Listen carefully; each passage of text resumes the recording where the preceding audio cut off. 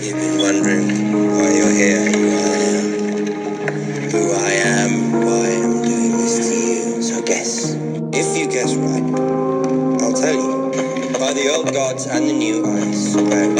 You win the game. If you can figure out who I am and why I'm torturing you, and I win the game if you beg me to cut off your finger. You think I'm some sort of a savage? If you think this has a happy ending, you haven't been paying attention.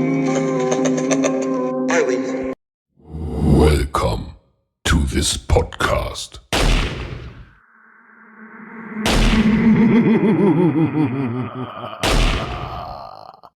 All right, welcome back. Same shit, different day.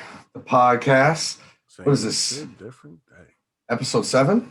Episode 7. We kicking Oh it. god, I don't want to become like Joe Budden and never know the number every time an episode starts. You know what I mean? Yeah, definitely not do that. Oh man, what a weekend though, huh? What's up, man? We had some great fights this weekend. Yeah, for real. It was good. Let's jump straight right into it, bro. UFC 258. Yeah. All right. So, right off the bat, we had chosen 5 fights to pick on this. And after the pod, of course, which is now a couple weeks in a row this has happened, we lost a fight. Bobby Green, Jim Miller. I was kind of excited to see that one. Yeah, I was looking forward to that one, man. Yeah, what are you going to do? Sounds like Bobby Green had some kidney failure after the weigh-ins. He weighed in, bro. He made weight. So whatever he was doing, I guess worked to get him to there. But yeah, bro, he dropped when he went backstage. They had to get the MDs up in there and pull him up. Yikes! Gave him some IVs, and yeah, didn't sound good, bro. It's not good, man. It's a problem. It's the biggest problem I think facing this sport at the current time. You know, they've gone through their stages over the years of having different issues in terms of regulation and acceptance, and I think they've come a long way, obviously, right? Yeah. But this weight cutting problem, man, I would hate to see it end up becoming something that really hurts the industry as a whole. A lot of people have talked about it. A lot of people have spoken about this, and it's just a big problem, man. Yeah, bro, it's been a problem for a while, man. Everybody made weight. He fell behind stage, but it's always something that you think about, especially when Gaston's on the card. Yeah, right. But for sure, I was just about to say that too. Yeah, no, but like all jokes aside, like Gastelum is just a joke because he could barely make the weight class 2 weight classes above. But yeah. But like it's always been an issue, man. I remember Khabib hitting his head on the tub in one of those 5 Tony Ferguson bookings. Fatality. You know what I mean? Like from passing out. And like, look, remember the days of Conor McGregor at 145? I mean, the guy looked like, what the hell? Like it was crazy. And yeah, bro. They definitely have to do some drastic things to get to those extreme weights, man. They've got to look into maybe like putting I don't know, certain weight classes in between. I mean, that's one option for sure. And I'm actually surprised they were resistant to that, like the 165, because it seems like they want to have a title fight on every pay-per-view. And instead of creating all these interim belts every once in a while, like why not just set up some more weight classes? But I get that they also, look, man, they don't want to be boxing. And boxing has degenerated into some crazy 17 different WBA, WBC, IBF. Yeah. There's 100 champions. There's 100 weight classes. Essentially, everybody could be a champion. They're giving out belts like Oprah on her TV show. Like, it's unreal. So, you know what I mean?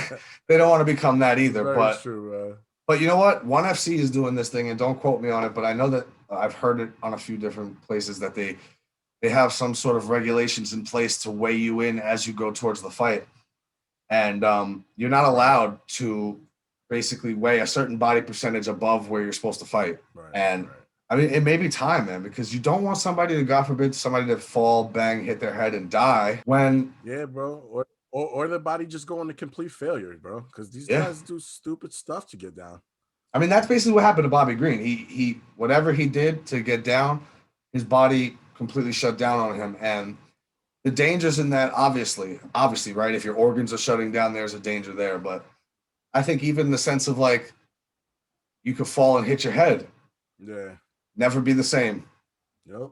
I mean, what like disgusting, horrible irony that would be that you're an MMA fighter getting punched in the face for a living, and you fall and hit your head on the tub, God forbid, and you're in a wheelchair for the rest of your life or brain dead. Like, God forbid. I mean, I don't want to see it, but it's time to do something because somebody's going to get hurt for real. And it's going to, nowadays it's going to become the story. They're looking for something to bring down the UFC, bro.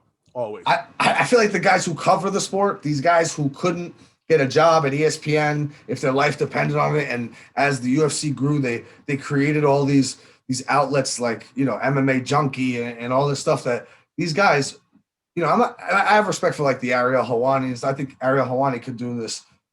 And there's some of them that could do it on any platform. But a lot of these guys, man, they're so full of shit and phony. And then they like attack their own sport constantly. Yeah, man. And they don't, like, it gets clicks on their website, but it's like, why would you try to bring this shit down? You would literally be unemployed without this. You should be thankful that they let a bum like you who's never done any training in their life cover the sport. Straight up. Yeah, man. Prayers up to Bobby Green, man. Yeah, man. Absolutely. Absolutely. And, I would like to see these guys put something in place to attack this weight cutting problem because, before it goes too far. But that being said, we lost that fight. That's a shame. It didn't count towards our picks and stuff. But next up, we had the Ricky Simone fight. We could just quickly, obviously, we both had Ricky Simone. Yeah. Domination. Domination. Not much else to say there. As we expected, good job on him. I'm excited to see where he goes. And like I said, after the fight with Uriah Faber, I wasn't like shocked by that. This is MMA. This is not boxing. You don't go 50-0. Right. No shots to Floyd, but you know what I mean. These guys are 30-0 before they ever get a fight. And it's like, not here. It's not what happens. So they tested him. He lost. And then we see, how do you bounce back? He's bounced back well. Yeah, very true. I can't wait to see him fight again. Should be soon, too. Yeah, should be, because he's eager and ready to go for sure. Yeah. Sure. Shout out to Ricky Simone. Rounding it back around to the weight cutting problem, Kelvin Gastelum. But, no hate. You had Ian Heinisch. I saw where you were going there. It's not the worst idea in the world. And I'll tell you the truth. I almost sent you a text right before this. Like, when they walked out and they were both standing in the octagon, I said, I don't like this.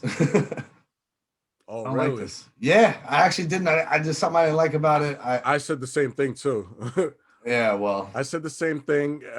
He was talking a lot of shit this week, talking about Gastelum's never wrestled anyone like him. Yeah. And then he proceeded to get taken down like 6 times, bro. Yeah, Gastelum's too fast for him. Yeah, he looked too strong, too. Looked way too strong. He was throwing him around that cage, bro. And that's what's crazy, man, because I said this, like, the shots I took at him last week are, like, literally to motivate, not to really shit on him, because I'm like, he could really be a problem. I think he's taking a lot of damage, bro. I'm saying he's done this at 185. Those guys are way bigger than him. Yeah, true. If he cut to 170, he would be a monster. You just said he was too strong and too fast for one of the biggest 185ers in the game. Ian Heinisch should have to cut off half of one of his legs to get to 170. Right. Kelvin Gastelum didn't even look like he should be in there with him size-wise. Very true. So at the end of the day, if he were to just like get motivated, get disciplined, cut down. I heard, he likes the weed, but I'm not taking a shot at him for that. Like, all right, man, you just got to like put in the effort as well, Very true, bro. You can smoke the weed and still put in effort. That's proven. I don't want to hear it. We'll see what's next for Gastelum. I don't think he's ready to hop right back into that main slot for the chip. But listen, he'll have one thing on his side, and it's weird how this happens, but I call it the Alexander Gustafsson syndrome. He didn't lose as badly as everyone else has lost to the dominant Israel Adesanya.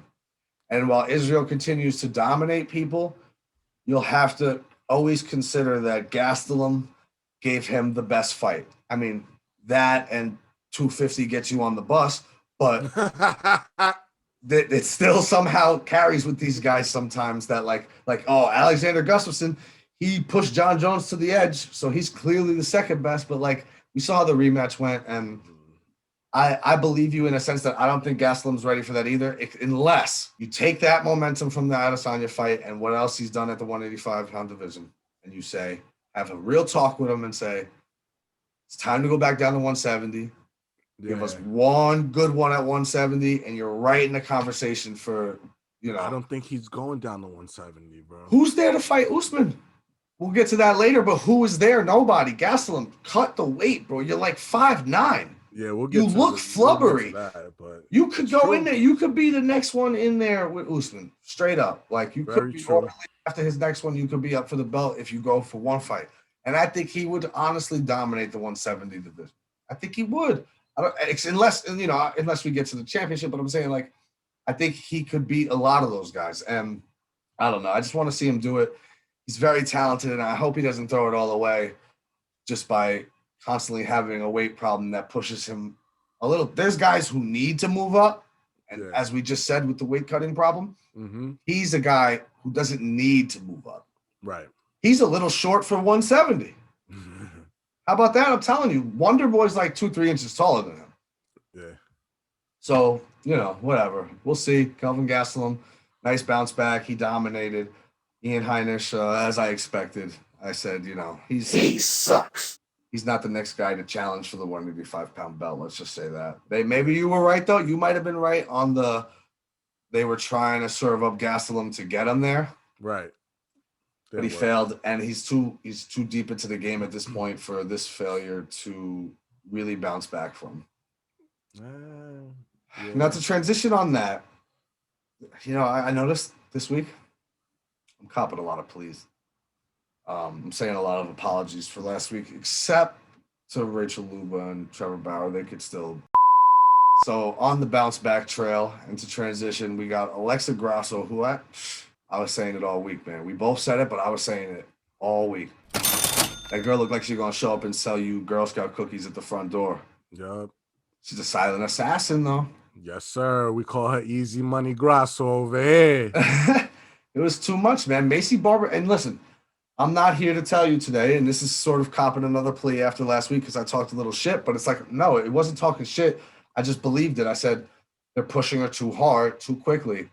I still think she could be successful in this game. This is different. It's not boxing. Her shoulders ain't built for that, kid. She showed that. Maybe not yet. Maybe not yet. She showed that, bro. Yo, honestly, if third round Macy showed up at the beginning of that fight, we'd be talking something different right now. But honestly, she's young. So, she's got time. She's got time. And when you're that young, I don't care how old you are, really, but especially when you're that young, every experience, every minute in the cage, every round you get in is an experience that takes you to the next level, and it depends on if you put the work in outside of that to get there. Right. I think she's a hard worker. I think she's young, and I think she will bounce back, and I think she'll be back in the conversation before you know it. But Alexa Grasso had some weight cutting issues in her previous fights. She moved up. She looked amazing.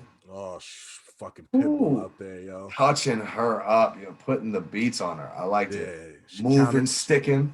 She counted all her hands, bro. She got back, even when she got taken down, she got back up quick, or she reversed it. Yep. She's got a little ways to go, bro. But she's got potential in this flyweight division, bro. Yeah, man.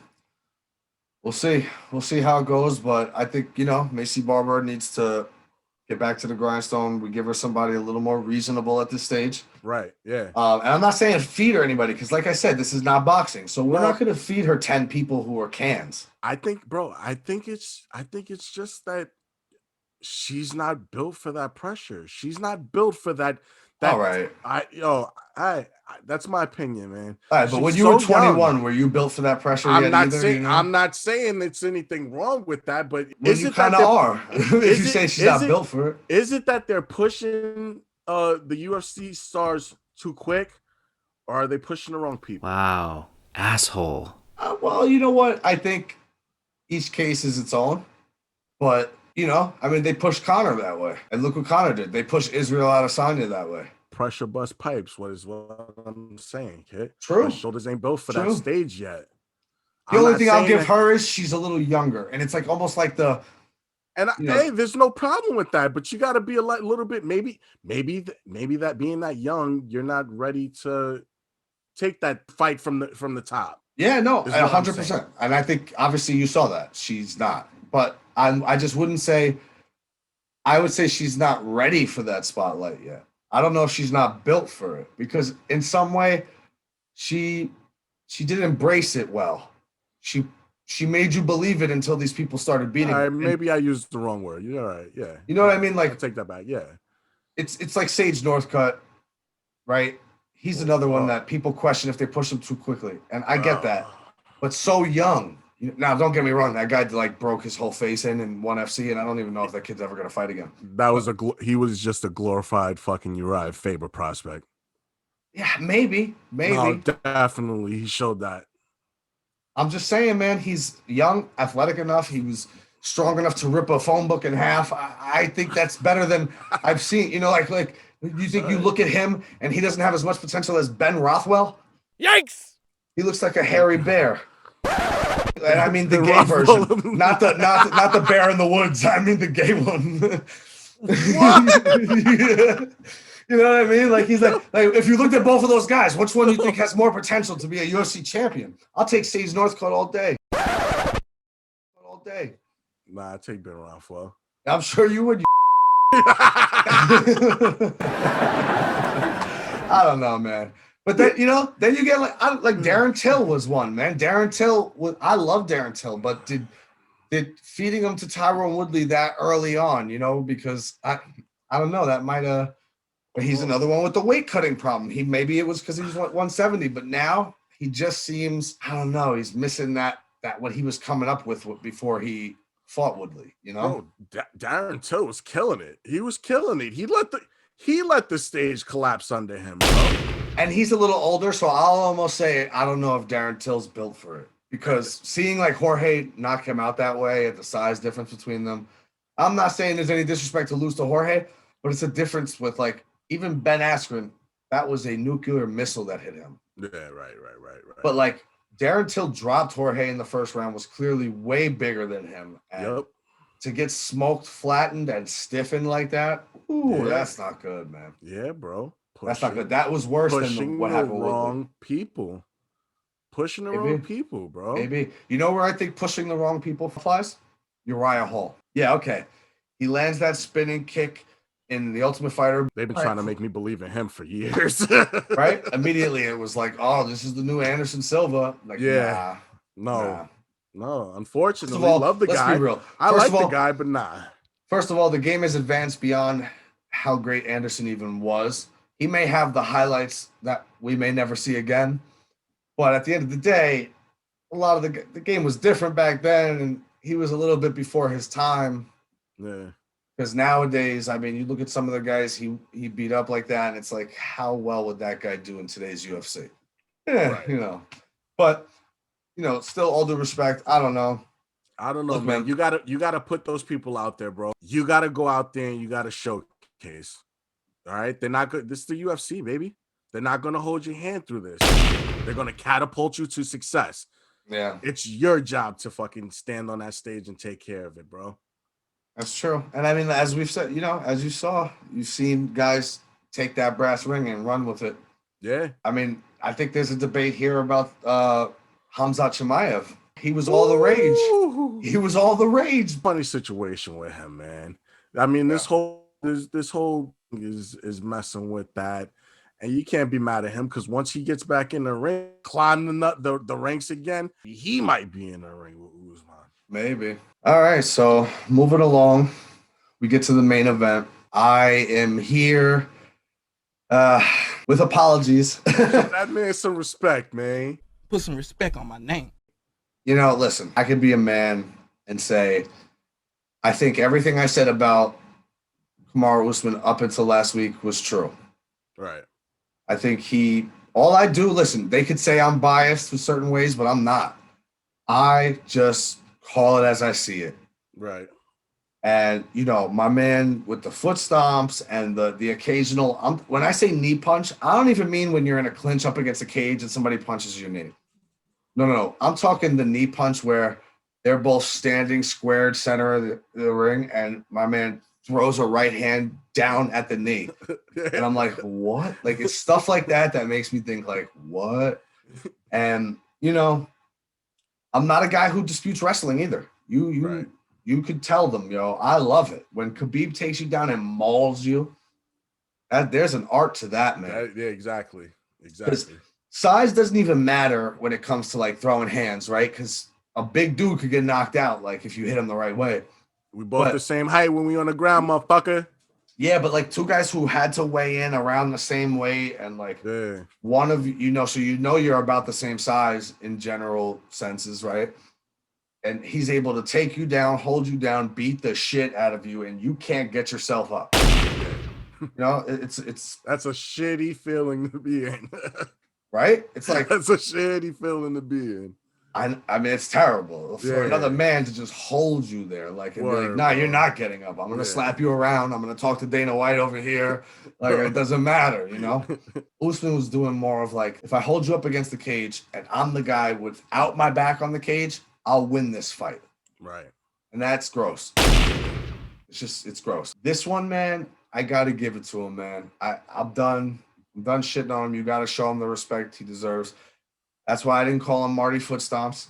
I introduced the man with his rifle name. Word. That's Kamaru Usman. I respect him, man. He dug deep because let me tell you something, bro. He got touched in that first round. And that's what makes a champion, man. Yo, at first I missed this shit. I came running out to the living room after my wife goes, "Oh shit." I come running out. I'm like, "Yo, who's fucked up?" She goes, "Usman." I said, "No."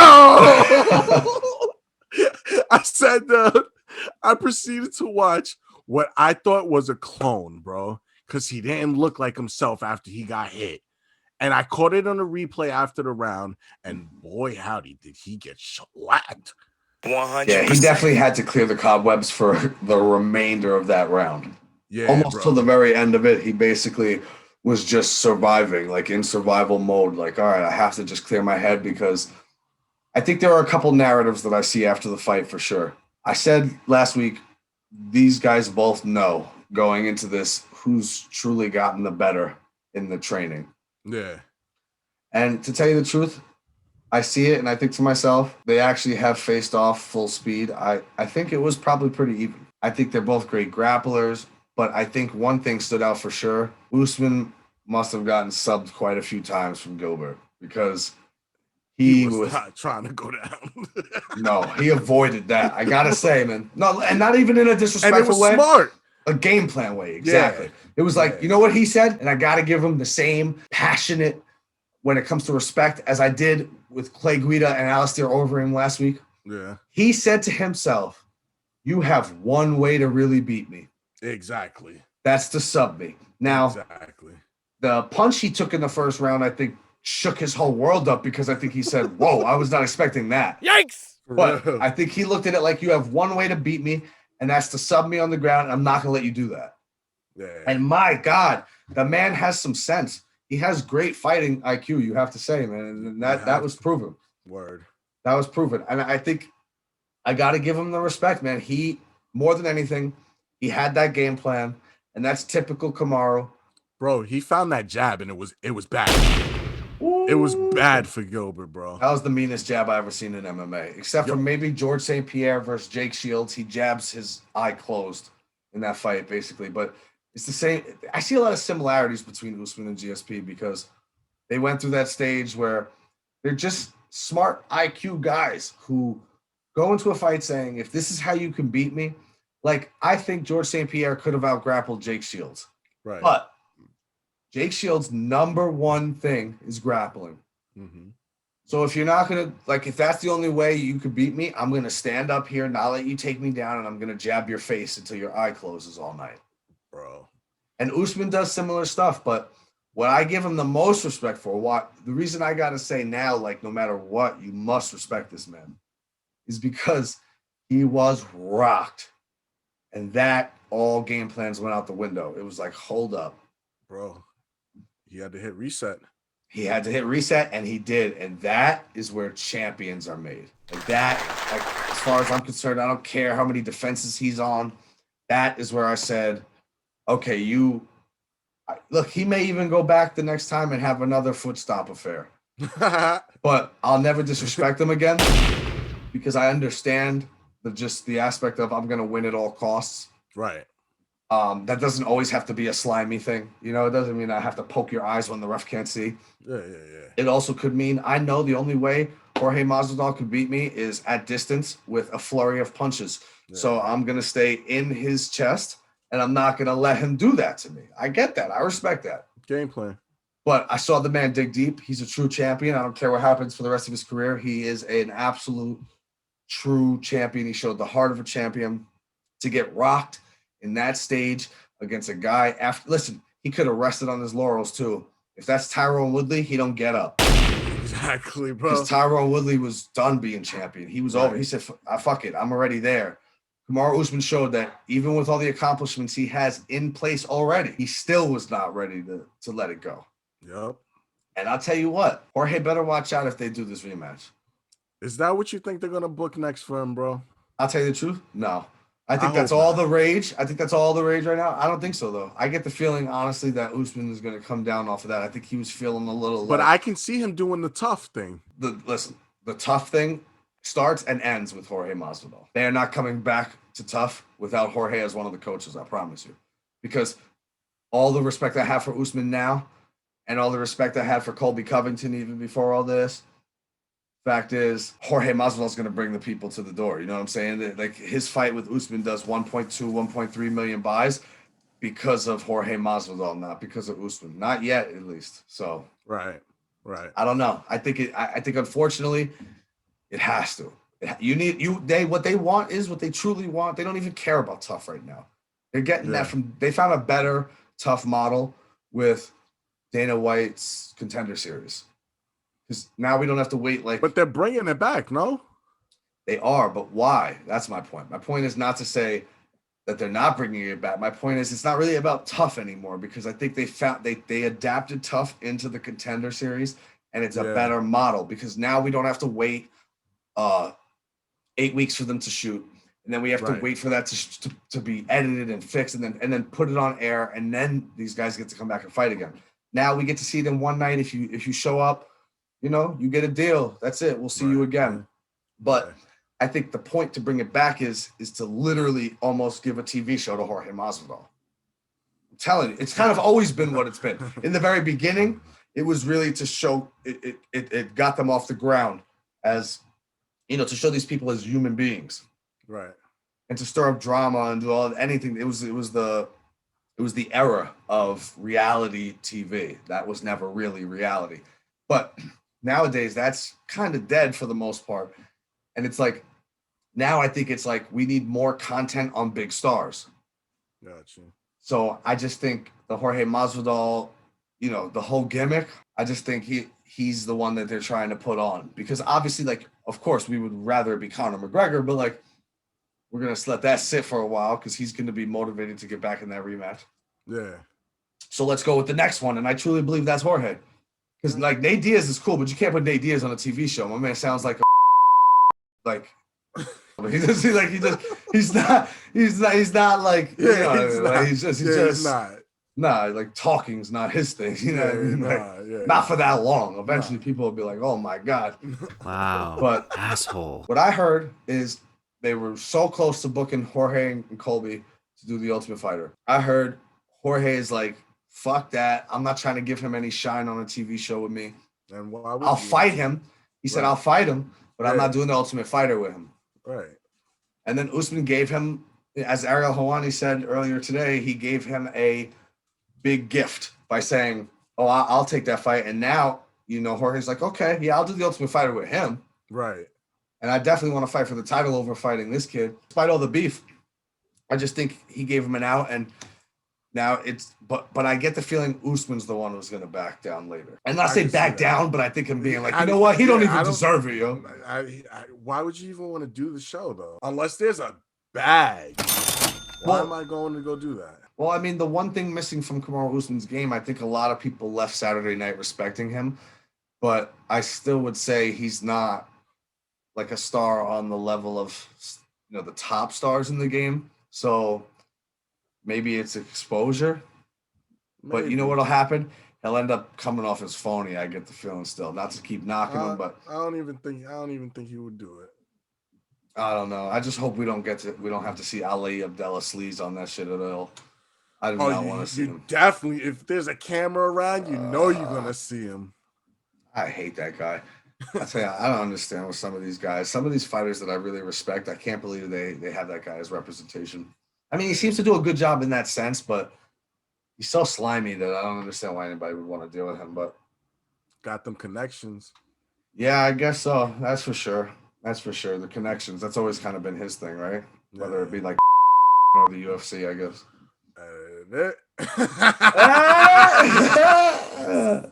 I might just do it. But here we go. Yeah. I don't know, man. Usman, all due respect, man. You killed it. You dug deep. You went out there. You fought a teammate, which has got to be hard in itself. A little weird. It was a little weird. I felt for them after. Glad they embraced afterwards. Yeah, that was nice. That was nice to see.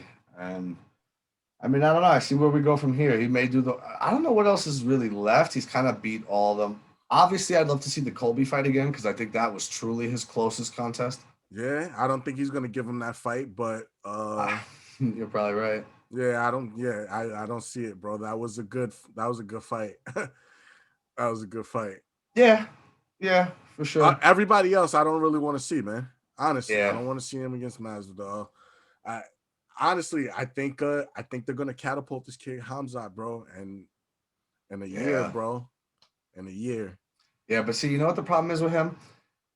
Do you remember that after he got pulled from the first Leon Edwards fight that I sent you the video I saw online of him like at a dinner with 100 people and no masks on? Yeah. What is that about? And then catches it again or has it again or still showing symptoms of it. Like he's losing his luster, man. The guy who was ready to beat up 2-3 guys a night. I don't know, man. You put him in the cage, bro, and he comes out and does it again. You forget all that. Yeah, and he probably needs one more. I'd say 2, because it wasn't really anybody big. Like, yeah, it was ass whippings, but it wasn't who they. Now, Leon Edwards they were saying. I guess if he goes out there and fucking they're not booking that again. They're not booking that again because now you gotta do some respect for Leon Edwards eventually and say, yo, this guy was number 3. He was willing to fight this killer who wasn't even ranked, and it's 2 times already. Give the guy a break. Right. You know what I mean? Like, come on, give the guy a break. He needs to fight. I get the feeling they'll probably book the Usman Masvidal for the Ultimate Fighter just because I don't know who else it could be. Yeah. And then I think you do Colby versus Leon Edwards to see who. Because, if Colby beats Leon Edwards, though, I don't care how Usman feels. If he gets through Masvidal again, you got to fight Colby. And he wouldn't have a choice. You don't have a choice anymore. That's it. Yeah, you got to defend that belt, and he's up next. Yeah, and I mean, I get the feeling Usman Masvidal definitely do the Ultimate Fighter. I just don't know if they end up actually fighting at the end. I don't know why. I have a feeling it's weird. You have to after that, don't you? You have to, but there's a lot of times where it hasn't happened because somebody got hurt or something like that. I don't know. It's just weird. I get a weird feeling about that, but. Yeah. Just to quickly review then, now that UFC 258 is in the books, based on our picks this week, like I said, we lost that one fight with Bobby Green and Jim Miller. Yeah. We both had Alexa Grasso and Ricky Simone. And I got the Gastelum one, you got the Kamaru Usman one. So we are sitting at a total of Chris at 29, John at 20. Nice. 9-point lead. I'll take it. 9-point lead. I still can't believe this is even happening. If only all the years could have counted. Chrissy Maloyk's coming through with the locks. Yikes! All right. Let's not call them locks yet. Until we start betting with what we also pick on the pod. And then listen, the fun thing about this is we got a whole nother fight card next week. Yeah. UFC Fight Night. Curtis Blaydes versus Derek Lewis. Fight Night, aka retirement night. Somebody laying down them gloves. You think so? I think so. Okay. So we got some old heads that's about to come through and Do you have odds on all of these fights? I don't think I have them with me. Actually, that was the one thing I forgot to do, but yeah, I've got them in front of me. I could pull that up real quick. Yeah, because honestly, like I have picks in these fights. I haven't decided which one I think would be my underdog of the week. I don't even think I put an underdog, to be honest. Oh man, maybe we'll just go regular picks this week then and just leave it as is. If you got one, then you got one. If not, I don't, frankly. And I think a lot of this is like, this isn't the card that you how do I put this? I don't want to be a hater because I'm no filthy casual, but if I were to fall asleep halfway through this one, I wouldn't tell my wife to make sure she woke me up, Very, very true. And to be honest, everybody that you think is dogged is dogged. Yeah. Yeah, and like pretty bad. And probably should be. Yeah, like the closest odd is the not even the Ketlin one. It's the Chris Dawkins against Alexei Olenek. I could see that. I could see that. Minus 180. As Dawkins is minus 180? Dawkins minus 180. Yeah, that's what I thought. Crazy one I seen. I didn't think Derek Lewis is a plus 300. All right, you know why? Money. Yeah, but while I could say to you, maybe Derek Lewis is the best bet of the night. Yeah, that's what I'm saying. I'm not. You know what I mean by that? No, I wouldn't either. No, this is not the one. I don't love Curtis Blaydes, and I think he's got a little bit of a problem of breaking through that ceiling when he gets to the biggest fights. But I think the reason you're seeing plus 300 for Derek Lewis is pretty apparent because Curtis Blaydes is going to take him down. Yeah, he's going to elbow the shit out of him. As long as he does what he's supposed to do, because we could just go right back to what we seen the week before and, not sticking to game plans. And then, he'll get sideswiped like fucking Francis Ngannou did. Yeah, but I was going to say, I think there's something like, Francis Ngannou. Derek Lewis throws bombs too. And I've seen Derek Lewis get beat up for 2.5 rounds. And then come back and... I mean, Alexander, what's his name? Volkov? Literally beat him up for not just 2.5 rounds. I'm talking to like 8 seconds left in the fight when Derek Lewis threw an overhand right and flattened him. Yeah. And Curtis Blaydes could get that because don't get me wrong, we saw it, but that is also Francis Ngannou, and I think it was in his head a little bit. It must be hard to go in there. Shout out to Dustin Poirier, but it must be hard to go in there and fight a guy that you already know has knocked you out once before. Right. I think that was just in Curtis Blaydes' head a little bit. I just don't think this is the one. But like I said, when you look at gambling, it's different. And I don't want to talk about it in a gambling sense because I'm not going to bet on it. Yeah, but when you look at it, it's different. It's a bet. Right. You're betting on the line. You have other aspects in it, So you think to yourself, what's the livest bet for the best money I could get tonight? Yeah. Probably the long shot of Derek Lewis. That being said, I guess we could just run through our picks quickly on this. Decent card. We chose 4 fights to look at. Hopefully everybody, a lot of these guys are the big guys except for the co-main event with the chicks. It's nothing but heavyweights, baby. I love it. I'm just hoping none of them drop out because of weight. Obviously none of these guys should have much of a problem. Very true. Some COVID issue. But total disclaimer, I don't condone unnecessary violence, right? But when you agree to a fight, that's something else. We can do this right now. Let's thank Uncle Dana for this weekend because somebody's going to sleep. Somebody's getting their lights turned out, bro. It's going to be it'll be a good card. Definitely. The big guys, it always happens. Yeah. I guess we'll kick it off with the veteran, Andre Arlovski versus Tom Aspinall. Arlovski's got an interesting story, man. Obviously, the way back in the day stuff. When he came back a couple years ago to the UFC and I really kind of saw him as a sort of like a guy that you could catapult another heavyweight into the top 10 off a name. Mm-hmm. And that happened a few times. And then out of nowhere, he had this little like, oh, I'm going to win 2 or 3 fights and shock everybody. But Steal some people's money. yeah, you know. But I don't see this as one. I think this is exactly what it's meant out to be. Yeah. I definitely agree, I mean, bro. Heavyweight, you need like 2-3 good fights in heavyweight before we could give you a contender, and then if you could beat him, you're in a title fight. Right. There's just no depth to the division. There never has been. I think this is one where it's like if Tom Aspinall can knock Andrei Arlovsky out in some pretty impressive fashion, he can then move on to fight, another one of your Volkov, Overeem type guys, and that's it. Yeah. He gets that win. He's fighting for the belt straight up. Yeah. So, Arlovsky's coming off the 2-fight win streak, bro, but I see him getting steamrolled. But see that 2-fight win streak is what scares you, though. No, it doesn't scare me at all, bro. Aspinall's coming through to fucking beat his ass, bro. Serious, point blank, period. Cash it. Yeah, I kind of feel that too. Yeah.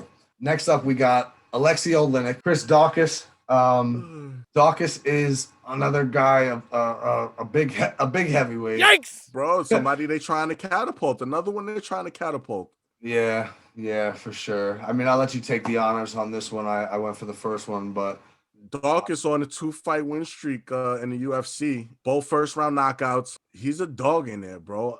Mad respect to Alexei Oleinik, bro. But like I said, man, it's gonna be retirement night. Old heads is getting put out. Dunzo. Oh shit. Simple. I'm gonna go the opposite on this one. Okay. I'm not like over the moon about it. No. I see where you're coming from. Yeah. I'm not really debating you or fighting you on it. I'm just sort of saying. I'm trying to throw it. I'm trying to make it good. You know what I mean? It's for the pod. You know what I'm saying? Let's you could go the same way. I had something in the. No. You definitely don't want to do that because he's gonna lose. I'm telling you now. The truth. No. You know what? I think you're gonna be surprised. No, but I really do, because I think he's gonna put Oleinik down for sure. And he'll probably start like bleeding out of his eyebrow or something. But I don't know, man. I just think Chris Daukaus looks like he's had a couple extra corn dogs at the ballpark. I think he could, if he doesn't put him away right away, especially after the last 2 we saw, he put the guy away in the first round. Right. I think he could tire out. Yeah. I think that bet status will come into play. Remember, Alexei Oleinik will let you get on top of him in full mount and choke you out with that Ezekiel that he did like 2 or 3 times. Yep. Like, so watch out and watch Chris Daukaus drop him, get on top of him, try to finish him, and then get dragged down into the full mount. And Alexei Oleinik lock in the Ezekiel on a young kid, not prepared for it, who's gassed out already and a little bit overweight. And you could be surprised. You never know. We'll see. Hey, you know what? Alexei Oleinik might still retire. Yeah, maybe. He might still retire. I just think he can choke this kid out. We'll see. We'll see. Well, I'll tell you one thing. I will clip that fucking laughing. Let Alexei Oleinik win this shit. Word. I will clip that shit. It will have its own singular YouTube video that gets its own 1,000 views of just you laughing at me calling Alexei Oleinik for this fight. Let's get it. I'll take that. Let's see. All right. Well, moving along. We have the co-main event of the evening. Ketlin Vieira versus Yana Kunitskaya. Oh, yeah. You know what? I remember her. First thing I was like, yo, where do I remember this girl from? Yo, she was the sheep the UFC fed Cyborg a couple years ago. Cyborg whipped on that girl, yo. Yeah. But, man. But I don't know. That's different, Obviously, Cyborg. I think that was like 2 years ago. Yeah, she was on a whole nother level, bro. She's come back. She's got a couple decisions, but then again, she did get knocked out by Aspen Ladd too, bro. So which is kind of shocking, man. I'm sorry, but it's just like, and this is no shot to women's MMA because I absolutely love women's MMA, and I think it's some of the most underrated fighting you're ever gonna see. And true. I've seen so many great battles All right. And as far as I'm concerned, the number one MMA athlete who has separated themselves from the crowd, Speak on it. without a doubt, is Amanda Nunes. Yeah.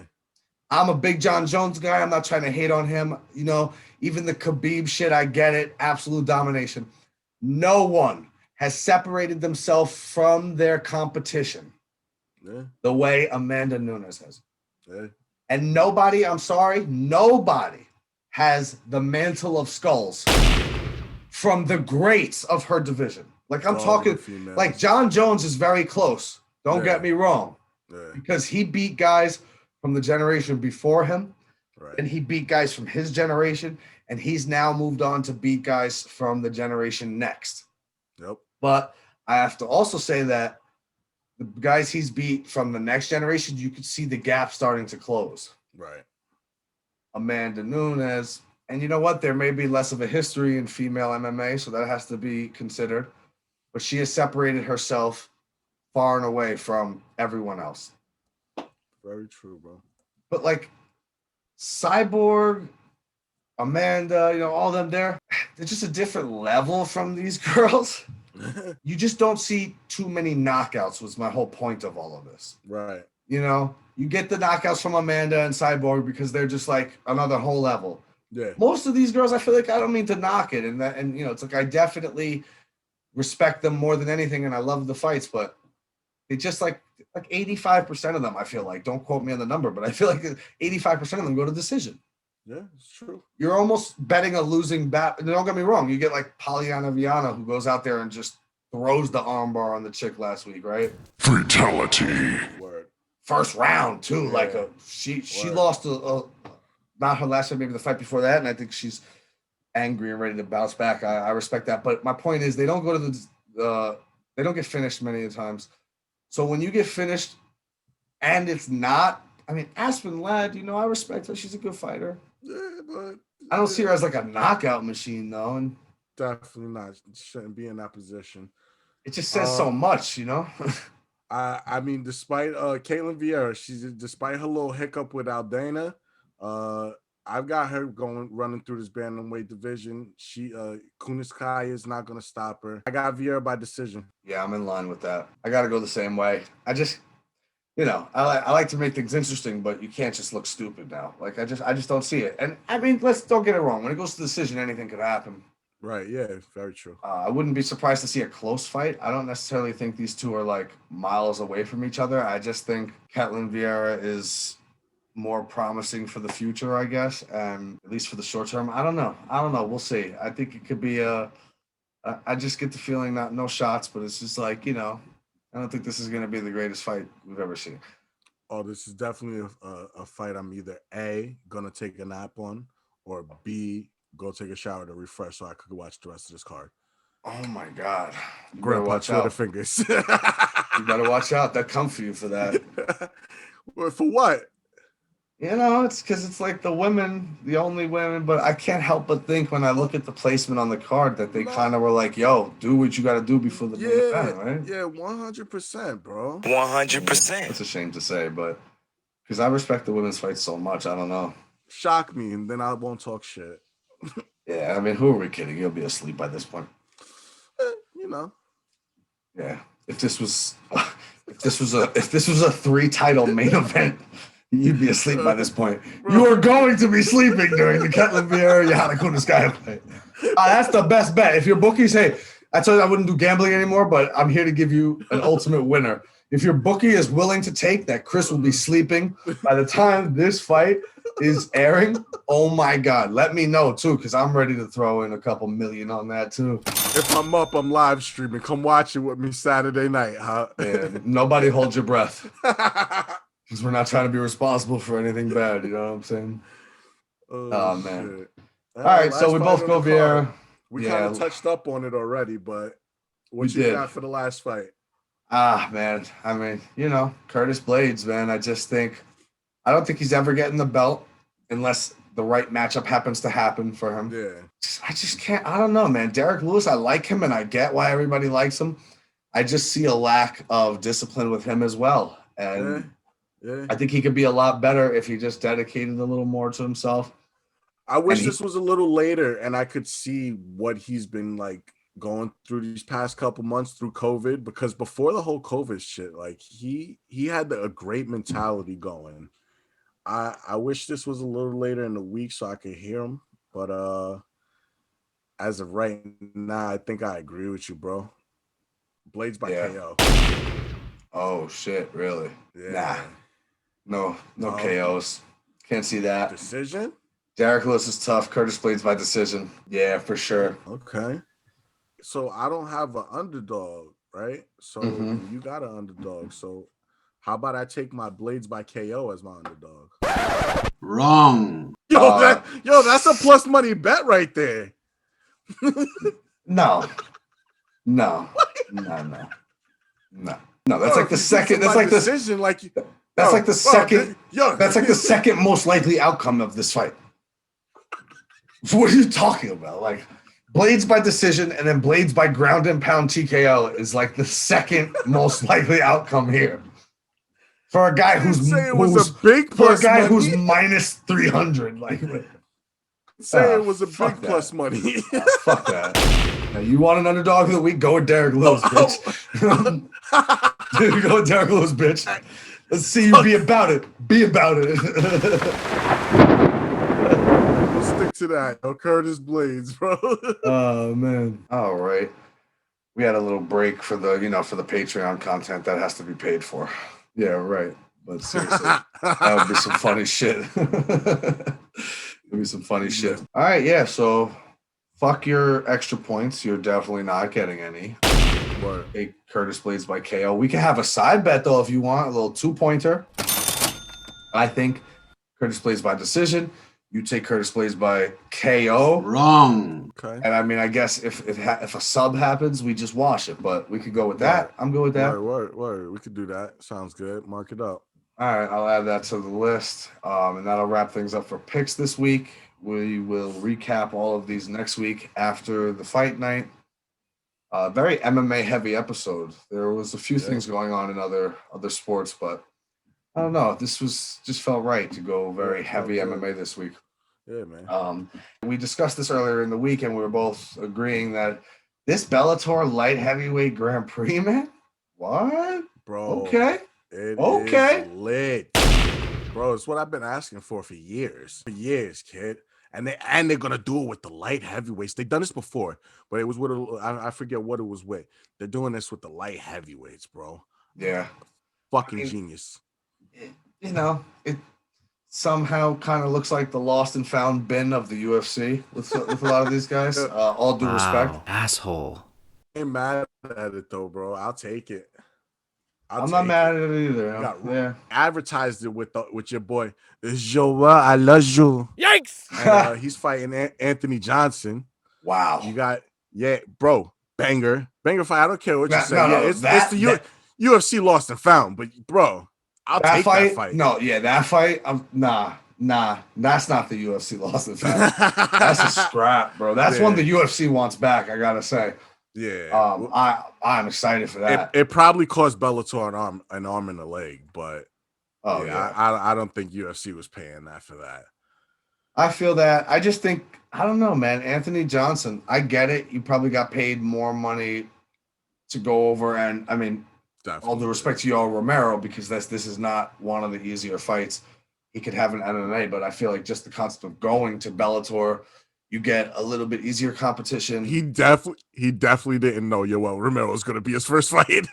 No, but don't sleep. I got to say one thing, man. Yoel's a beast. But, Anthony Johnson, though, Yoel's not going to take him down and wrestle him. If he did, because he has wrestling credentials like crazy. He's one of those Cuban wrestlers, Yoel. But, if he did do that, I would say Anthony Johnson has a chance to lose this fight. Right. But frankly, he doesn't do it anymore. He just wants to scrap, and I get it. It's the power of knocking a few guys out. Yeah. But you better watch out in there with Anthony Johnson, man. I don't know, man. Did Anthony Johnson look like this when we cashed on him? Look, here's the thing. He's a lot smaller, no? No, he was 205. Really? That actually was going to be my question, which is this is the light heavyweight tournament. And if I'm not mistaken, the last time I seen Anthony Johnson, he was 260 pounds, bro. Like he didn't look like the Anthony. That's why you thinking he was at a, because yes, crazy enough, Anthony Johnson fought at like 170 in his career. And that's because he definitely was, I mean, talk about a weight cutting problem. Whew. He fought Dan Hardy. Yeah, bro. Poor Dan Hardy. Like, why do you think that dude has a heart condition now? Because he fought Anthony Johnson. Like, that doesn't even make sense, bro. But the last time I saw him, he was bodybuilding and shit. He was like 260, 265. So I'm amazed he's going back down to light heavyweight because I can't see what that cut's going to be like for him. They may have to fudge that a little bit. You know, it's Bellator. The show must go on. Yikes! I don't know. I don't know. That fight's amazing. They got Ryan Bader fighting Lyoto Machida. That happened before, you know that, right? In the UFC. In the UFC, yeah. Lyoto Machida knocked him out. He knocked him out with a front kick. Yeah. I did not look this up or anything. I just remember it. Yeah, I believe you. You ain't got to tell me. Fucking. That being said, I think that might go a little different this time. yeah. You're right. I'm just saying. Go a little different this time. You're right. I'm just saying. But this Vadim Nemkov, he's the one who just knocked out Bader. Remember, I gave you that one back then too. That was before the pod. Is that who that guy is? Yeah, the one fighting Phil Davis. That's the one I told you that was gonna knock Bader out in the light heavyweight fight. I gave you that one. So now I feel a certain type of way, bro. I had Phil Davis beating that guy. Wrong. Oh nah, Phil Davis is washed up. Phil Davis is washed up. That dude knocked out Ryan Bader in his last fight to take the belt. This tournament is for his belt. For his belt. Yeah. That's gonna be fun, bro. Only thing that would make this whole event better is if they just solve this shit all in one night, bro. back to back. Let's go. Your face is going on the Just Bleed guy for the intro on this. That's my word. That's my word. Just remember, that's ridiculous. Yeah, sure. If you want somebody to get brain damage, but I mean, the way they have it set up right now, and I think this is the problem with these tournaments. If I was to play devil's advocate on one aspect of this, as cool as it is, I like the tournament format as well, but you kind of set yourself up for some failure every once in a while because right now they have it booked as the April 9th card is going to be the Bader Machida and then Corey Anderson versus, I mean, God forgive me, I just don't know how to say this guy's name, but Yagshi Muradov versus Corey Anderson, which we brushed right over that one because, like, who even cares? But at the end of the day, they're going to do that one on April 9th, and April 16th, they go Nemkov versus Davis and the Anthony Johnson, Yoel Romero fight. And then they're hoping to turn them both around in July. And with the finale coming in October. That's optimistic. 100% true, but they plan on some quick knockouts, I'm guessing. That is a quick turnaround. But those are quick. And anything can happen, man. This shit can happen in training. I'm not, knock on wood, God forbid. I hope they all get through healthy, and I hope it goes as planned. But April through October for 3 rounds of a tournament. Yeah. I mean, it's kind of optimistic. It is. That's why they should just all do it that one night. What if Anthony Johnson and Yoel Romero go through an absolute barn burner? Like, what if they just, like, beat the shit out of each other? I don't know if it's going to be 5 rounds. Bro. Yeah, until July, and then Nemkov I like Nemkov to go over Phil Davis there, and I think he's a beast of a fight. I think Corey Anderson will probably, wrestle hump this dude to get into the next round, but I like Ryan Bader to beat him after that. I hate Corey Anderson. He doesn't even deserve to be in Bellator. They should just cut him too. Damn. What a big mouth idiot. And then got his ass knocked out. He sucks. I don't know, man. I think it's a cool tourney though. It's like I said, I don't want to be like miserable about everything and complaining about all of it. We have asked for things like this, so I respect it. I just think the reason we don't see it a lot is there's a level of optimism that you have to just kind of hope and a prayer on. Yeah. I know it's been a long time, but if he comes back looking anything like he did, and I'm talking even the guy who lost to Daniel Cormier twice. Daniel Cormier is not in this tournament. Anthony Johnson is going to, I think, run through all of these guys. Fatality. Yo, if he comes back in shape, cool, probably. If he's still eating them fucking KFC chicken burgers. Yo, he said that. Not me. This guy. It's all love, bro. I eat them shits too. I Yeah, don't they know. nice. Anyway. Yeah, man. I just think Oh, Anthony shit. Johnson will run through them, though. Seriously. As long as he can make the weight, I think We'll see what he looks like. What is this? April? You still got a whole nother month and a half. 2 months. All right, 2 months. Yeah, you could cut. I don't know what he looks like now, but we'd have to see. The last time I saw him, he couldn't. The last time I saw him, he could not cut from there. 205 in 2 months. No way. No, not without diverticulitis or something, like not without some sort of real serious disease. There's no way. Yoel Romero hasn't exactly been the gold standard for beating the scales anyway. So I think they're sort of like looking at it like, even let's hope they both make it. Even though this is Yoel jumping up to 205, let's hope. You know? Yeah. But at the end of the day, this is Bellator. Who cares? Like, I don't care what the true. scale says. Like, just let them fight. Catch weight. I'll be excited to see it. That's for sure. It'll be fun. It's nice. I like the idea. Yeah, man. Good for them. Scott Coker he's the gold standard for being the best outside of what Dana White and the UFC do. He did it with Strikeforce. He did do it with Bellator now. We saw how well Strikeforce transitioned into the UFC after they purchased them. A lot of those guys became champs. So yeah. We'll see. This is, that's why I don't sleep on Nemkov as being the guy who gets through all of this. Although he might have to face, he still will have to, if he gets through Phil Davis, you'd have to beat Anthony Johnson or Yoel Romero. And I just think that's I don't know. We'll see. I guess. I think I could see him beating Romero, but I don't know if I could see him beating Anthony Johnson. We'll have to see who he is now.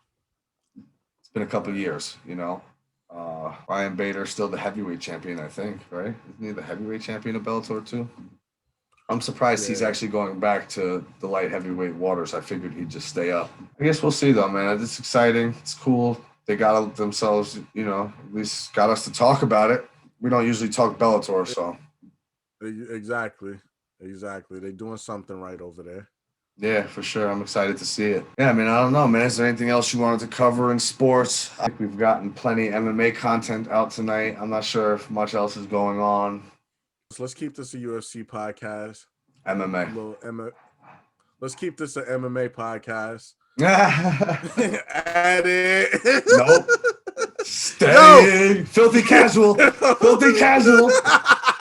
Filthy casual. Oh, man. Hilarious. This is good, though, bro. This is fun. I'm actually probably going to leave more of this in than you think. Hey, I really don't care. Leave whatever. Yeah, man. I know. This was fun. Yeah, let's keep it to this, though. Whatever Absolutely, else, man. either we'll come back later on in the week or you can wait till next week. Yeah, man. Episode 7, huh? Fun. In the books. My brother. Cheers. Been fun, as always, bro. Love you, kid. Love you, kid. Holla at you later. Later, bro.